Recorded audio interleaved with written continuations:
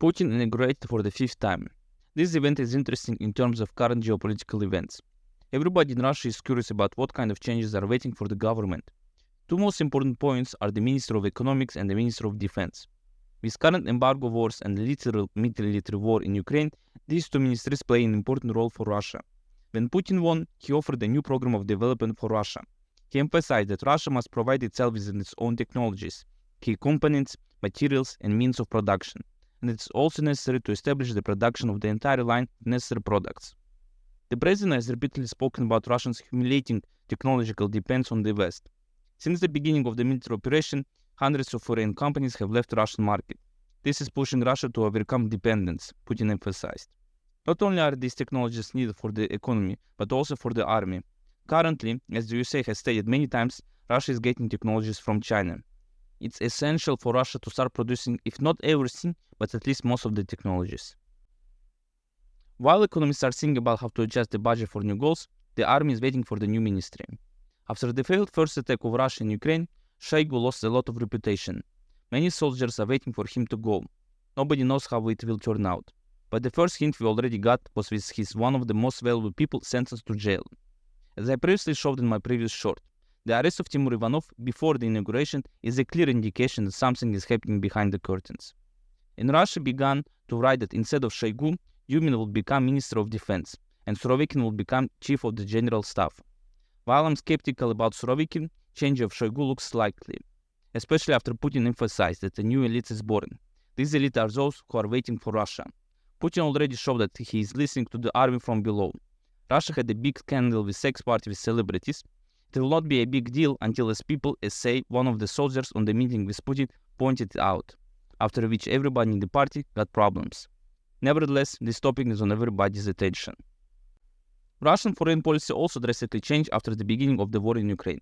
Now not only Russia, but everyone saw that you should be careful in choosing friends in current times. Due to Western embargoes, Russia had a chance to see who would help it and who would silently sit next to it. After losing the European market, Russia distributed its own energy sources to China and India. With the sales of oil and gas at discounts, these countries play an important role in surviving under embargoes with high costs of the army. Russia still didn't get any official support from the post-Soviet countries in the war in Ukraine. At the same time, Russia is using them as a bridge between Russia and the Western technologies. So it depends on how you look at it. On the other hand, Russia gained a lot of influence in Africa after helping local armies to get rid of French and Western influence. The West wants to answer this with influence on Moldova and Armenia. Armenia became the number one goal in the eyes of the West because of the pro-Western Pashinyan, who not only deliberately lost the war to Azerbaijan, but also cut relations with Russia. After the inauguration, Putin will hold a negotiation with Armenian Prime Minister Pashinyan. The meeting can help dot many I's, said presidential aide Yuri Ushakov.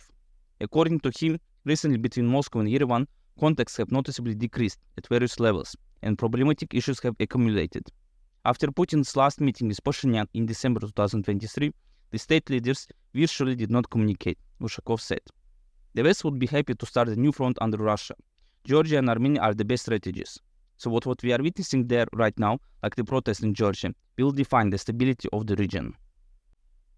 Before preparation for the inauguration, Ukraine made a statement regardless of Putin's win in the election. Ukraine called on the allies not to recognize Putin as the legitimate president of Russia. Ukraine sees no legal basis for recognizing him as a democratically elected and legitimate president of the Russian Federation. This statement was made by the government, which officially will not hold any elections in Ukraine, because Zelensky is afraid to lose power. The USA responded to this initiative by saying that the USA recognizes Putin as the president of Russia, State Department. But this is not the only thing Ukraine and the West were thinking about. With the new aid to Ukraine, with the help of the West, is thinking of attacking the Crimean Bridge as a gift to Putin. Many messages were posted from different Ukrainian and Baltic politicians about destroying the Crimean Bridge. Russia today posted a warning that yesterday at 6 in the morning, Ukraine was planning to attack Russian territory as never before. Drones with new long-range missiles will attack the territory of Russia. With the statement of the Foreign Secretary of Britain David Cameron about Ukraine's right to attack Russia, it is no surprise that yesterday Russia called French and British ambassadors to warn them about possible consequences. The British ambassador in Moscow was strictly told that the Russian side views Cameron's words as evidence of a serious escalation and confirmation of London's increasing involvement in military operations on the side of Kiev. The ambassador was warned that any British military facilities and equipment on the territory of Ukraine and beyond could become response to Ukraine's strikes on the territory of Russian Federation. The ambassador was called upon to think about the inevitable catastrophic consequences of such hostile steps from London and to immediately refute in the most decisive and unequal manner the bellicose provocative statements of the head of the Foreign Office. To show serious intentions of Russia, the General Staff of the Russian Armed Force received an order from Vladimir Putin to conduct exercises of non-strategic nuclear forces. In the course of completing the assigned tasks, the preparation and use of tactical nuclear weapons worked out. The exercises were held, among other things, in response to provocative statements by European and American leaders and to unconditionally ensure the territorial integrity and sovereignty of Russia. The Ukrainian attack did not happen, but the possibility is still there, because Zelensky is losing the war and the country. The only thing he has left is to make terrorist attacks in Russia, to somehow hurt Russia from inside and stay in the sight of Western mass media. Russia, together with the world, entered a new phase of the 21st century. With new unions and ideologies, we will be in the middle of a new Cold War. Russia, with its resources and power, will play an important role in it.